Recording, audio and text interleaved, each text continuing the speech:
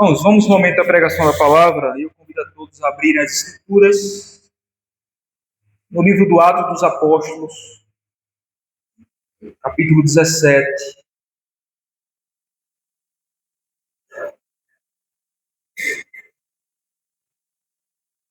Atos dos Apóstolos, capítulo 17.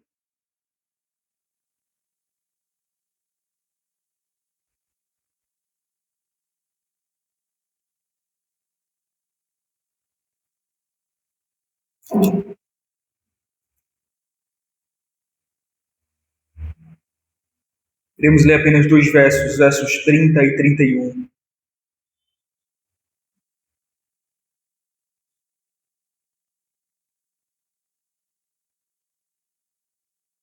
Atos dos Apóstolos, capítulo 17, verso 30 e 31. Assim diz, irmãos, a palavra do Senhor. Ora,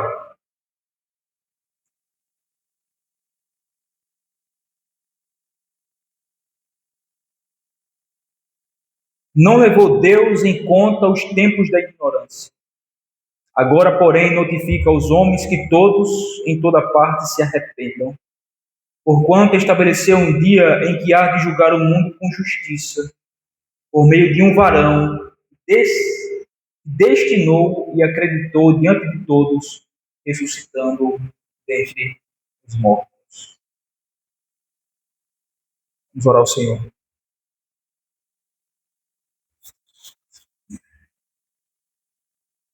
Pai, agrade-se, Senhor, de nós nesta noite. E nos ajude, Senhor, nos auxilie a pregar a Tua palavra, e como também a entendê-la, a compreendê-la. E, acima de tudo, Senhor, a viver de acordo com ela. Ó Deus, nada novo, Senhor, do que será falado, mas continua sendo a Tua palavra, a Tua verdade eterna, imutável, inerrante, infalível e completamente suficiente, Senhor. E Tu abra os nossos olhos um pouco mais para essas verdades. Nos ensine, Senhor, com a maior clareza.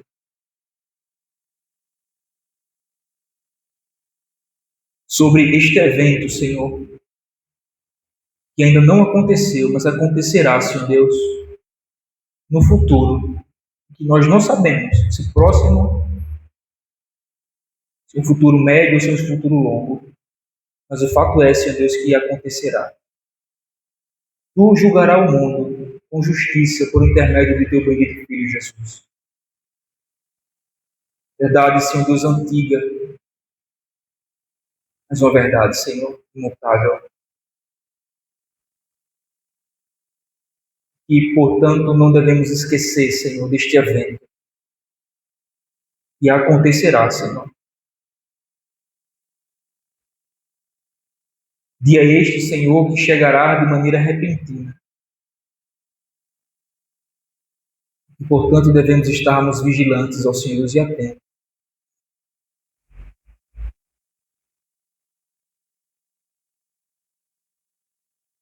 Nós não nos enganemos, ó Senhor.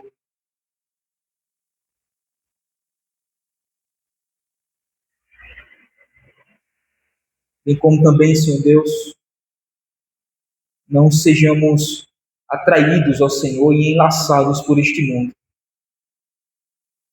pelos prazeres deste mundo, pelos prazeres da carne, Senhor. O Senhor se agrada em falar ao nosso coração nesta noite. É o que eu te peço, Senhor, e que suplico humildemente, Senhor, cônscio da minha completa dependência tua, em nome de Jesus, nosso Senhor. Amém.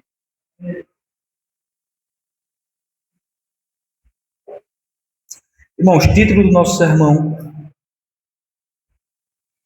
O juiz de toda a terra. O juiz de toda a terra.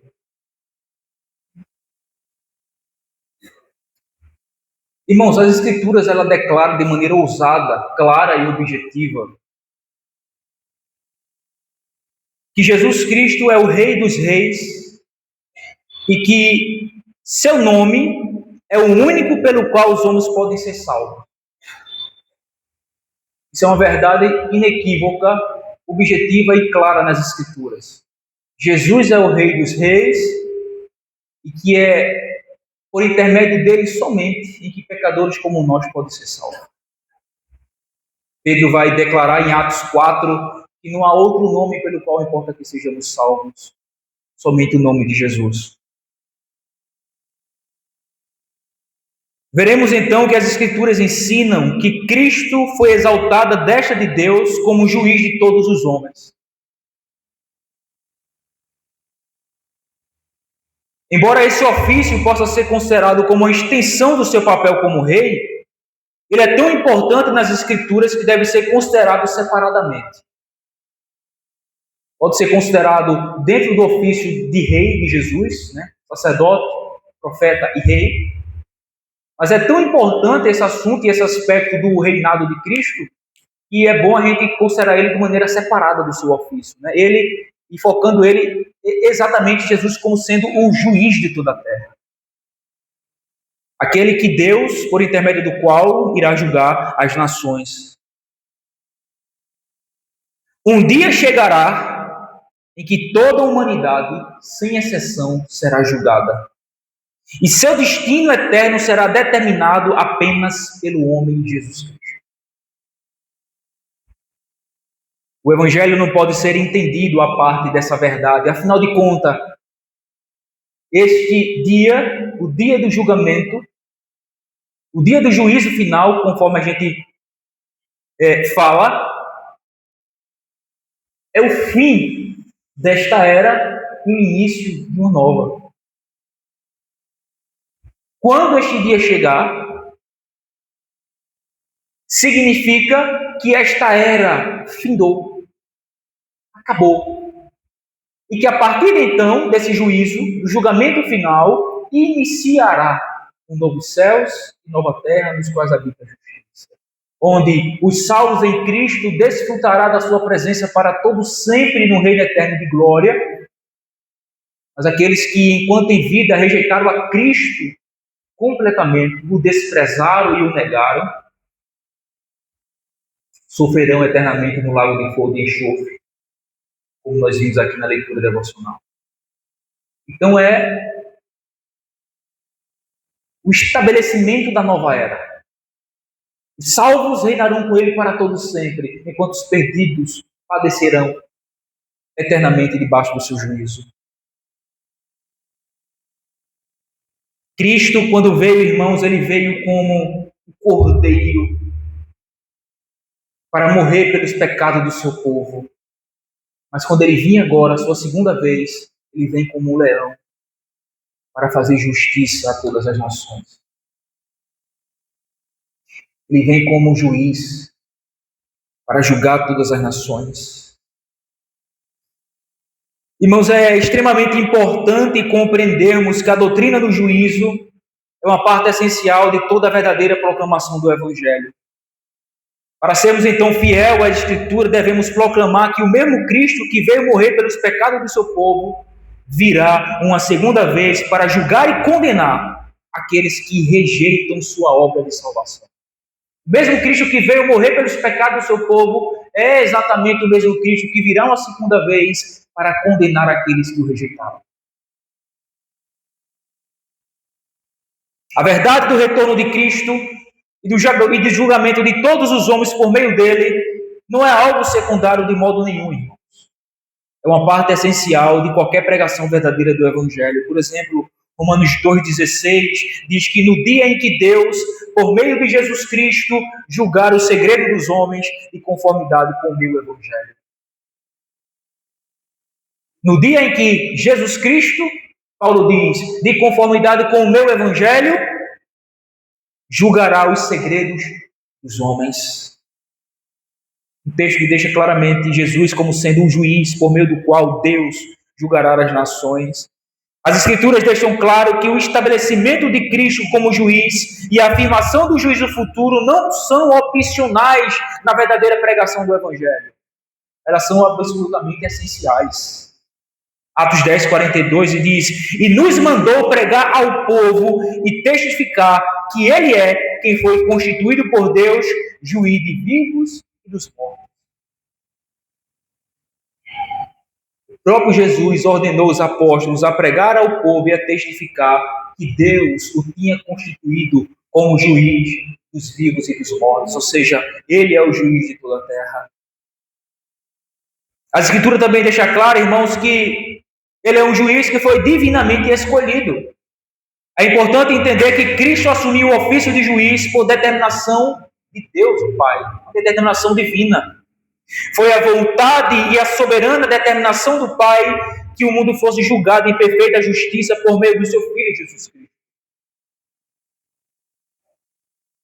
Esse é outro exemplo de como Deus Pai sempre se relacionou com o universo através do mediado do Filho.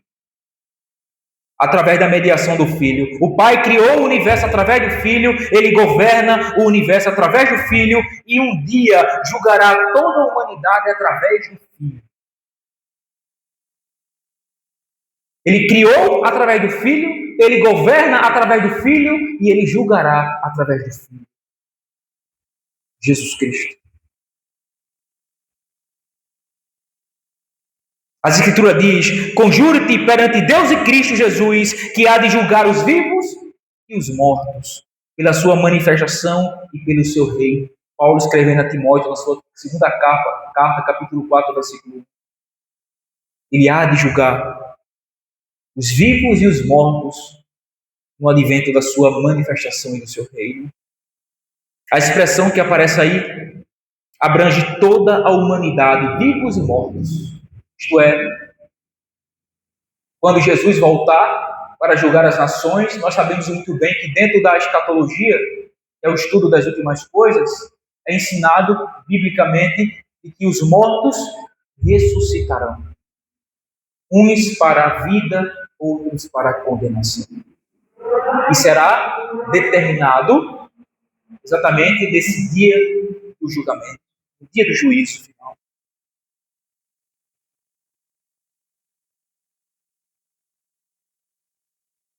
Como Cristo é o Senhor dos mortos e vivos, Ele também é seu juiz. Nem mesmo a morte permite uma fuga de sua soberania e sua sentença. Irmãos, não tem como fugir de Jesus. Ele é o juiz divinamente estabelecido. E Ele é o juiz dos vivos e dos mortos. Ou seja, Ele é o juiz de todos nós. Não tem como fugir da sua soberania e da sua sentença. Um dia todos nós estaremos perante Ele.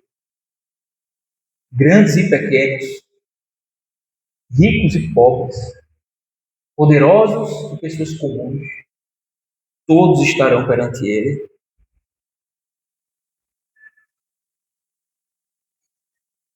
A Escritura diz: e o Pai a ninguém julga, mas ao Filho confiou todo o julgamento.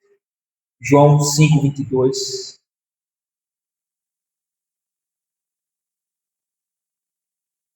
A fim de que todos honrem o Filho do modo porque honra o Pai. Quem não honra o Filho, não honra ao Pai que o enviou.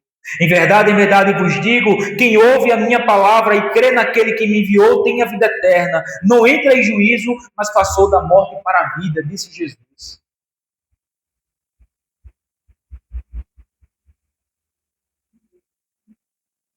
Porque assim como o Pai tem a vida em si mesmo, também concedeu ao Filho ter vida em si mesmo e lhe deu autoridade para julgar, porque é o Filho do homem. Um texto claramente que mostra que o Pai estabeleceu o Filho como juiz de toda a terra.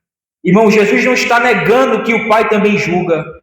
Ele está explicando que ele faz isso através dele.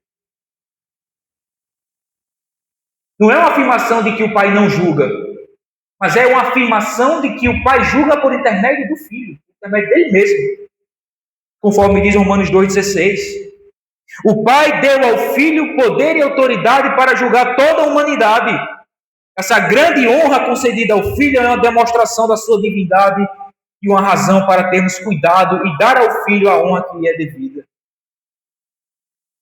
De acordo com o verso 23 desse texto de João 5, o Pai não apenas julga através do Filho, mas também a humanidade honra o Pai ao honrar o Filho que ele designou como juiz.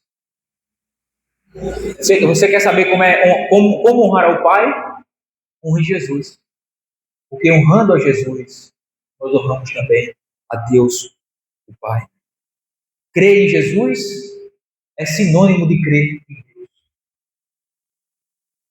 Confiar em Cristo é sinônimo de confiar em Deus, o Pai. Ser julgado por Cristo é sinônimo de ser julgado pelo próprio Deus, pelo próprio Pai. Então o Pai conferiu ao Filho a autoridade de julgar as nações.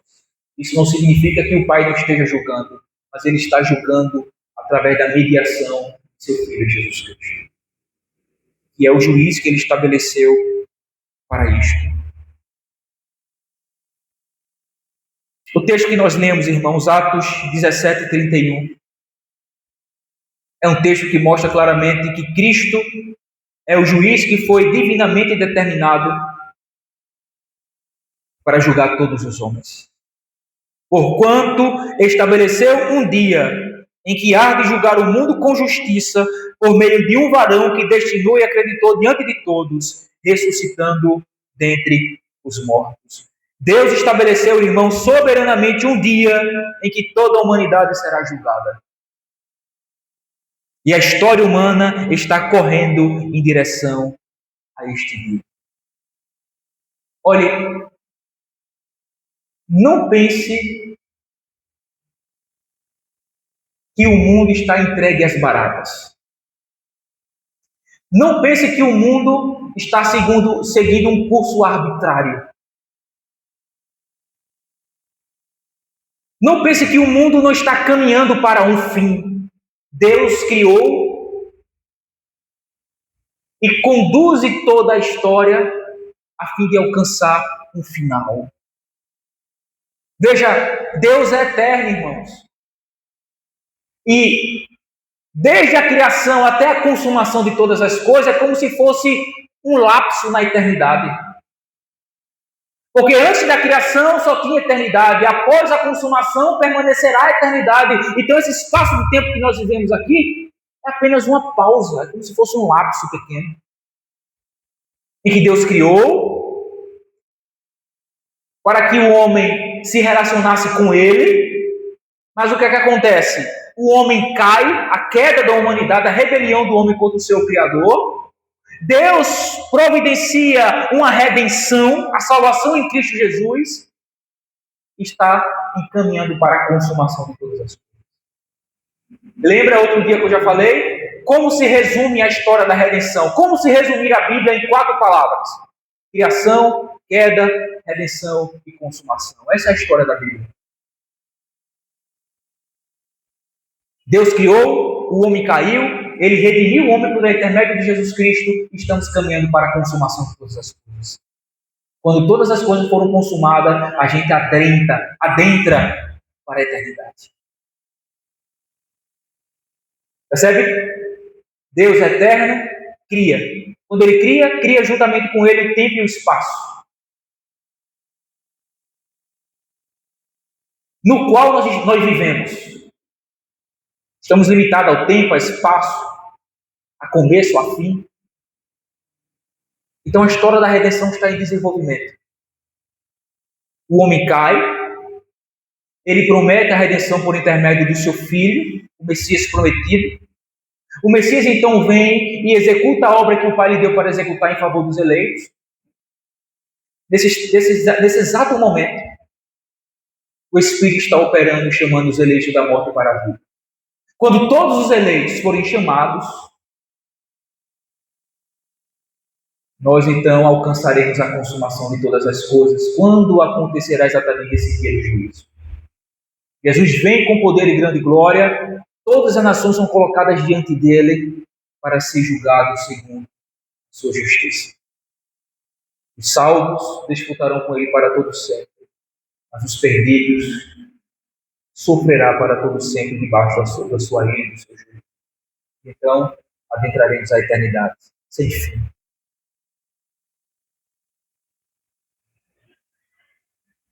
A humanidade está correndo em direção a este dia.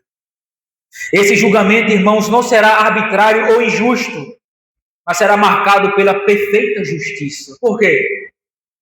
Porque o juiz, ele é perfeito. Deus não apenas nomeou um dia de juízo, mas também nomeou o homem por meio de quem ele julgará. E esse homem é seu Filho Jesus Cristo. A ressurreição e a ascensão de Jesus de Nazaré é a prova e validação de que ele é o Cristo, Filho de Deus, o Senhor Supremo e o juiz de toda a criação. Deus determinou o dia e ele determinou o homem, por intermédio de quem todos nós seremos julgados. E esse homem é seu Filho Jesus Cristo, o qual ele ressuscitou dentre os mortos. E isto é a validação, é a prova, é a garantia de quem este homem é. Ele é o Cristo, ele é o Filho de Deus, ele é o juiz de toda a terra, estabelecido pelo próprio Pai. Agora, irmãos, para não cometer injustiça em seus julgamentos, Deus deve ser perfeitamente justo, sem qualquer falha moral e onisciente, inteiramente consciente de todo e qualquer acontecimento.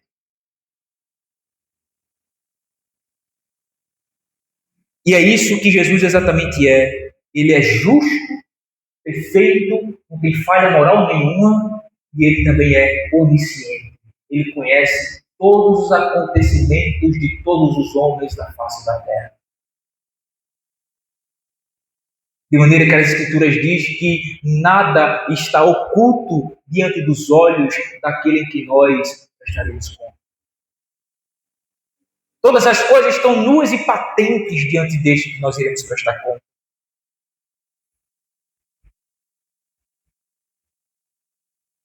Ambos os termos significa correção, exatidão ou excelência moral de Deus, quando a palavra justo é aplicado a Jesus.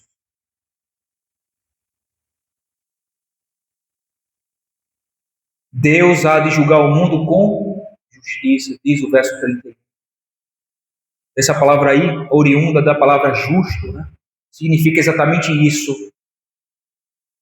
Correção, exatidão e excelência moral de Deus. Ou seja, nele não há falha o juiz de toda a terra.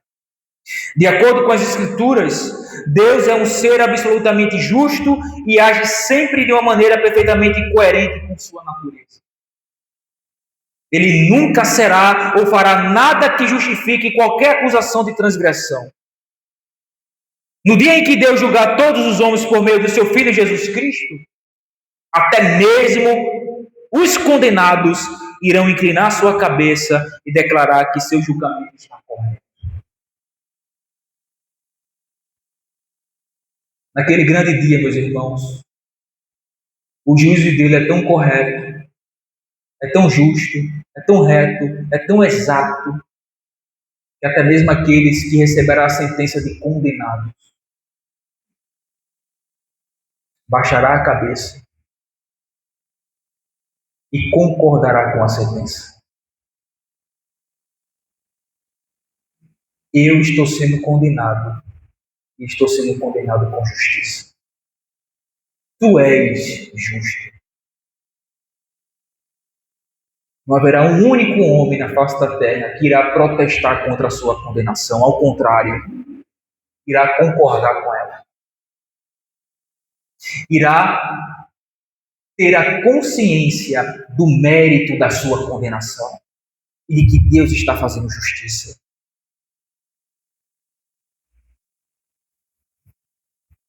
Ele é um juiz não apenas justo, mas também ele é um juiz onisciente.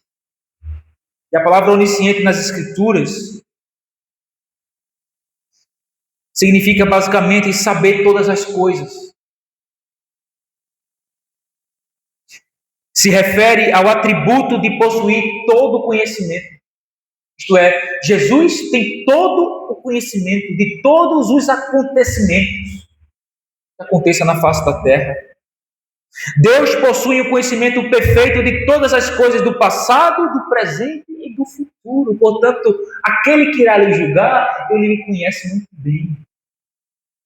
Ele sabe perfeitamente cada detalhe da sua vida, cada ação, cada omissão, cada palavra, cada pensamento, cada sentimento, cada desejo que passou ao seu coração, seja ele bom ou ruim. Cada intenção sua, Deus conhece, Jesus conhece, porque Ele é onisciente. Ele sabe do seu passado, que você fez no verão passado, né? O título de um filme. Ele sabe exatamente o seu presente, a maneira como você tem vivido, o que você tem feito, pensado, falado, agido, se comportado. E Ele sabe também o seu futuro. Porque Ele é onisciente, aquele que irá julgar você. E ele possui esse conhecimento imediatamente, sem esforço, de maneira simultânea e exaustiva. Por quê? Ele não é apenas onisciente, ele é eterno. Ele não está limitado ao tempo e ao espaço. De maneira que todos os três tempos, conforme nós conhecemos, passado, presente e futuro, estão de maneira simultânea diante dele.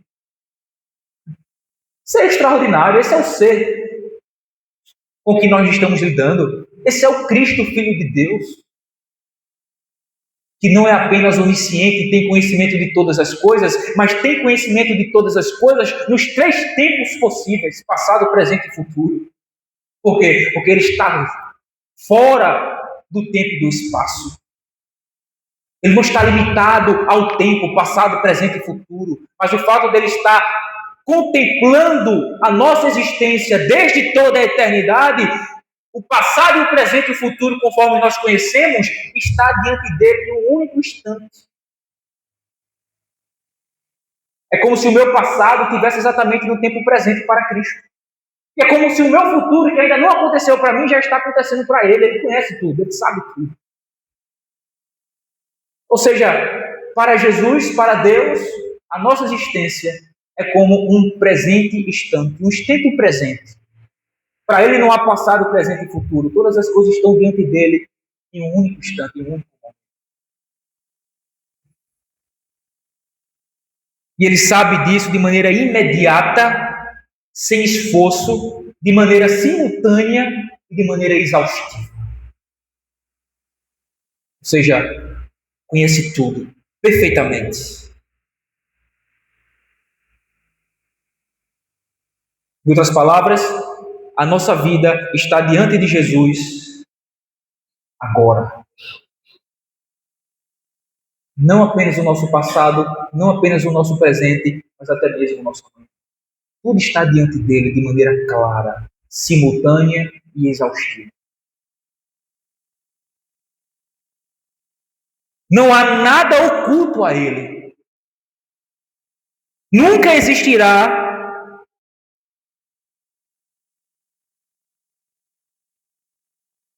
a mínima diferença entre o conhecimento dele e o que realmente é.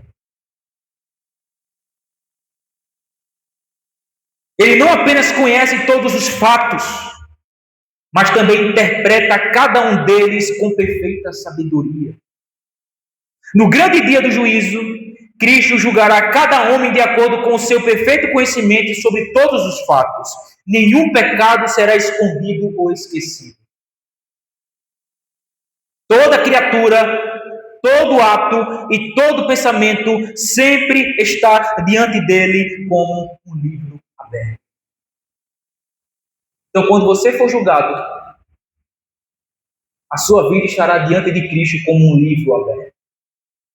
como uma única história, não dividida em partes, mas de maneira completa e plena. Cada detalhe, cada pensamento, cada ação, cada omissão, cada comportamento, cada sentimento, cada desejo, cada intenção. Como Hebreus vai dizer no capítulo 4, que todas as coisas estão nuas diante dos olhos daquele que nós iremos prestar conta. Não tem nada oculto para ele. Ele é um juiz que é justo e o juiz que é onisciente. Vós, porém, negastes o santo e o justo e pediste que vos concedesse um homicídio. Na pregação de Pedro em Atos 3, mostrando quem ele é, justo.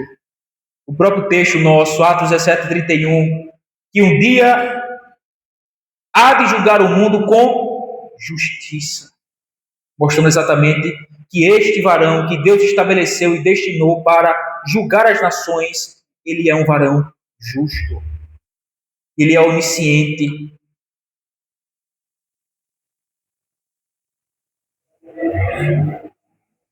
Apocalipse 2:23, matarei os seus filhos, e todas as igrejas conhecerão que eu sou aquele que sonda mentes e corações, e vos darei a cada um segundo as suas obras.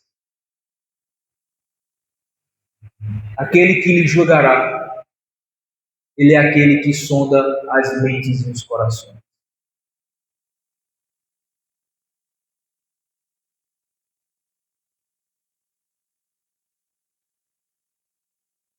Primeira Coríntios 4:5, portanto, nada julgueis antes do tempo, até que venha o Senhor, o qual não somente trará à plena luz as coisas ocultas das trevas, mas também manifestará os desígnios do coração.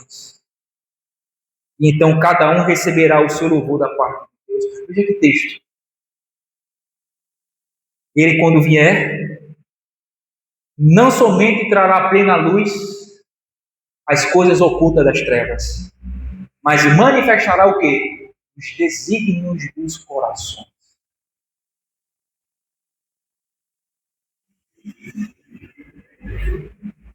Seu julgamento será perfeito e exato.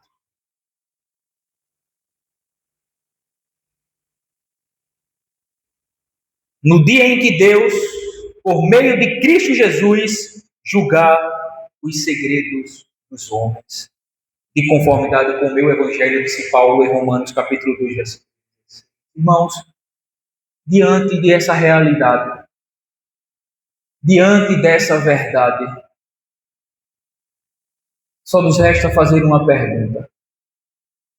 Quem dentre nós suportará o juízo de Deus?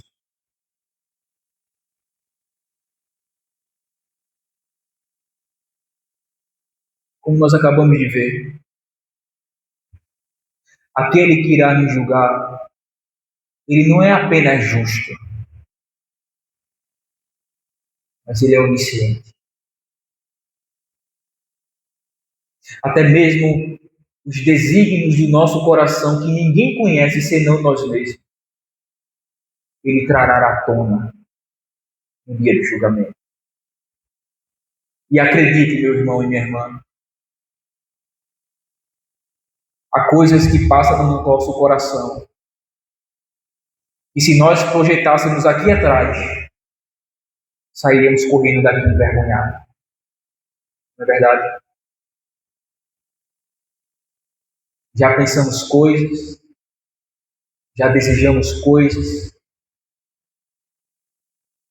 já fizemos coisas ocultas aos olhos dos homens, escondidas de um e de outro. E com toda certeza, se nós projetássemos aqui atrás nessa tela o que já passou pelo nosso coração, os nossos pensamentos, as nossas intenções, as nossas palavras não ditas com os lábios, é certo. você sairia daqui correndo, corado de vergonha. Nunca mais voltaria. Agora eu pergunto, se essa é uma verdade, como escaparmos então do juízo de Deus? Como então passarmos por esse julgamento e ser tido e considerado como justos, como salvos? Como então passar por o crivo desse juízo perfeito e reto e exato, sabendo nós quem nós somos, o que nós já fizemos, como nós temos andado, procedido, pensado, agido, de maneira tão equivocada, tão errada, tão pecaminosa muitas vezes. E não sermos tidos por Ele como condenados, como culpados. Isso é possível? Isso é possível. E louvado seja o Senhor porque isso é possível. Não apenas possível, mas também como é garantido. Alguém neste dia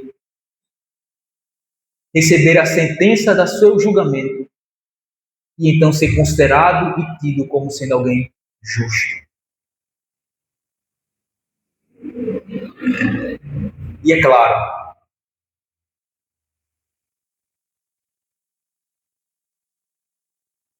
isso não será de acordo com as nossas obras.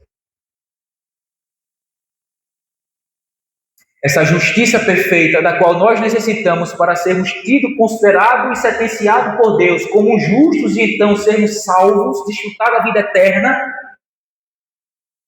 ela não se encontra em nós mesmos. Ninguém de nós seremos salvos pela nossa própria justiça ou pela nossa própria obra.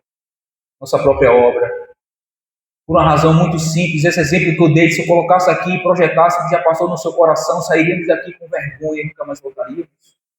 É uma realidade de todos nós. O que nos torna já digno de condenação. O mínimo ou o único pecado que nós temos praticado. E é um fato, todos nós já conhecemos que temos pecado contra o Senhor, desviado da sua lei, transgredido a sua palavra. Então, qual é a nossa esperança? Certamente não está em nós. A nossa própria esperança de salvação não somos nós mesmos. A nossa própria esperança de salvação é aquele que irá nos julgar. Porque embora ele seja ou será o nosso juiz naquele grande dia, ele já foi para nós pecadores a redenção. Ele é para o seu povo seu advogado. Ele é a propiciação, isto é, o sacrifício que expiou todos os nossos pecados. E aplacou a ira de Deus e satisfez a sua justiça por nós. Portanto, Jesus, que é aquele que irá nos julgar, ele mesmo é aquele por meio do qual seremos salvos e justificados. Tudo que então nós precisamos fazer é nos arrepender do nosso pecado e crer naquele que pelos pecadores entregou a sua vida e ressuscitou ao terceiro dia para a nossa justificação, garantindo o perdão de todos os nossos pecados e nos tornando herdeiro da vida eterna. Portanto, você nesta noite, você sabe muito bem quem você é. Você sabe por onde você tem andado, o que você tem feito, o que você tem pensado, o que você tem desejado, e você sabe muito bem que a maioria de todas essas coisas são coisas odiosas ao Senhor, pecaminosas contra Deus. Portanto, no entanto, a esperança para você. E a esperança é Jesus Cristo, o Filho de Deus, o qual ele, por tanto amar, o entregou por todos nós, para que todo aquele que nele crê não pereça, mas que tenha a vida eterna. Porque ele é aquele que já tinha sido anunciado desde os profetas, no nome do qual nós receberemos a remissão dos nossos pecados. Ele é aquele debaixo do céu, em que não há outro nome dado entre os homens pelo qual importa que sejamos salvos. Somente o nome de Jesus Cristo é onde nós encontramos perdão e descanso para a nossa pobre alma. Pois ele mesmo diz: eu sou o caminho, a verdade e a vida, e ninguém vem ao Pai senão por mim. E ele chama: vinde a mim, todos vós que estáis cansados e sobrecarregados, e eu vos aliviarei. Tomai sobre vós o meu jugo e aprendei de mim, que sou manso e humilde de coração. Venha a Jesus nesta noite. Se arrependa do seu pecado e creia nele. Pois sem arrependimento não há perdão. Sem fé não há justificação. Portanto, Cristo, e Cristo somente, é o único no qual nós pecadores podemos ser justificados e aceitos por Deus. É unir-se a Ele pela fé somente. É então o que garantirá sermos poupados de uma sentença de condenação naquele grande dia. É Jesus a nossa garantia e a nossa esperança. Portanto, se arrependa, pois como diz o nosso texto no versículo 30, não levou Deus em conta os tempos da ignorância, agora, porém, notifica aos homens que todos, em toda parte, se arrependam. Então, se arrependa. E qual é a razão de você ter que se arrepender? Porque vem um dia em que Deus há de julgar o mundo por intermédio de um varão que deu prova disto, ressuscitando dentre os mortos. Deus há de julgar o mundo com justiça através desse varão. E não se engane, nem eu, nem você, nem ninguém escapará desse dia.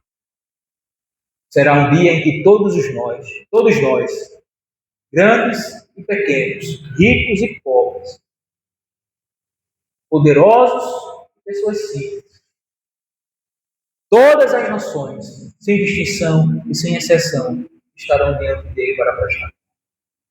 Se você não estiver coberto com a justiça perfeita de Cristo, certamente você será condenado pelos seus próprios pecados de maneira justa. E você mesmo testificará isso. E você mesmo concordará com a sua própria condenação. Mas eis hoje a oportunidade de se arrepender, de crer em Jesus Cristo e se reconciliar com Deus. Pois essa é a sua única esperança. Pois não há salvação fora dele. Amém. Amém. Irmãos, vamos